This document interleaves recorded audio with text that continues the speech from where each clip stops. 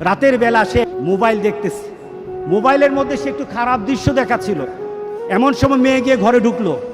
মেয়ে ঘরে ঢুকে দেখলো বাবা তার মোবাইলের মধ্যে খারাপ দৃশ্য দেখছে, মেয়ে দেখে ফেললো। মেয়ে তখন বাবাকে বলল, একটা শব্দ বলেছে, লজ্জা করে না বাবা? মেয়েটা ঘরে চলে গেল।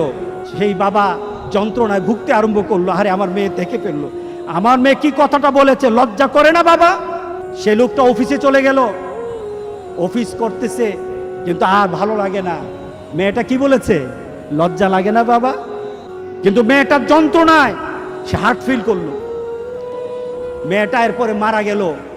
বাবা যখন বাড়িতে ফিরে আসলো, বাবার মাথাটা নোয়া, লজ্জিত একটা মুখ।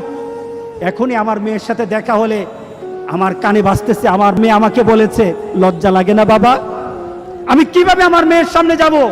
এই চিন্তা যখন করতেছে,